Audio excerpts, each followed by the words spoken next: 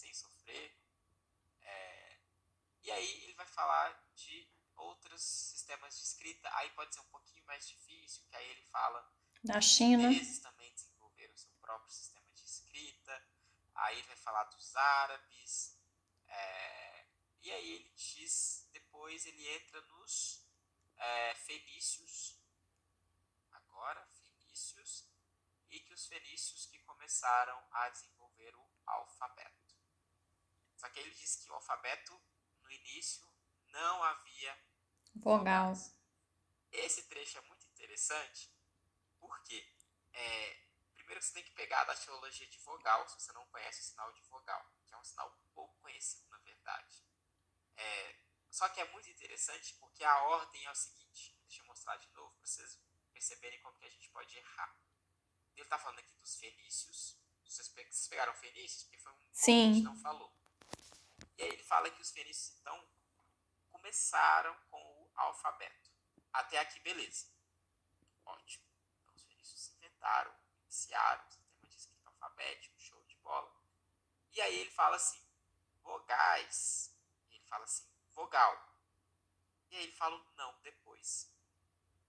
Então, é muito frequente o intérprete estar lá no ritmo e falar assim, então os fenícios que criaram o alfabeto com as vogais. Aí depois você vê o não e você tem que voltar e fazer o quê? E reformular. Fala assim, não, vogais não. Ainda não tinham vogais. Só as consoantes. Por que isso acontece? A gente tem uma coisa muito forte de gramática que impacta a nossa interpretação de Libras para português, é que na sentença em Libras, a última posição, ela é Passa muito isso. crucial, porque a última posição geralmente traz a negação. Então a gente fala a sentença toda para falar o não no final. Ela traz algumas coisas de aspecto ou de completude. Então, por exemplo, lá no final aparece o já, aparece o ainda não, aparece o vai. E aí, às vezes, você começa a falar a sentença em língua portuguesa e aí você vai, chega no final é um não. Ou no final é um ainda não. Ou é um já. Ou é um vai.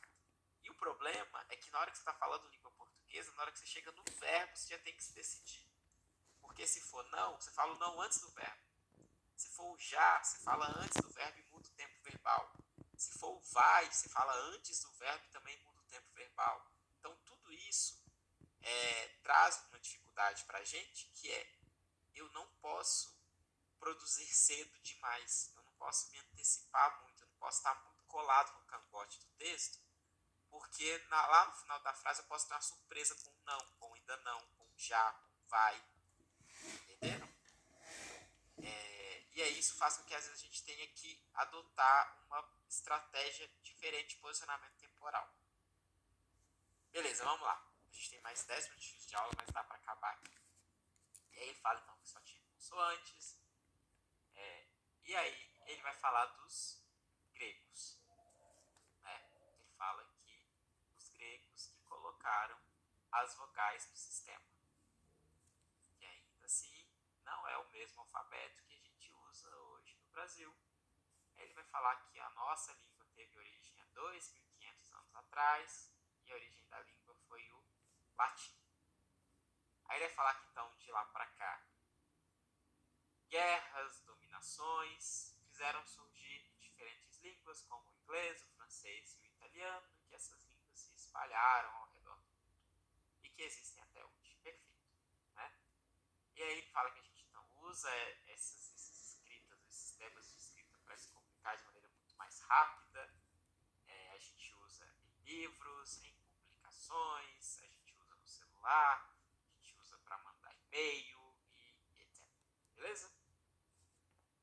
Aí ele vai entrar na fase que é a fase da outra grande quebra de expectativa do texto, é quando ele fala assim, mas escrita é só de língua oral? Será que língua de sinais também tem escrita? Aí ele fala isso aqui agora. Ó, então a gente fala que o português é escrito, mas e a língua de sinais? Tem escrita? Essa hora é uma hora muito legal, assim, legal pra gente que tá dando aula e pesquisando, porque é a hora que você tem duas coisas. Você tem primeiro uma quebra de expectativa, né? Ou seja, Você não esperava que o assunto fosse chegar aí.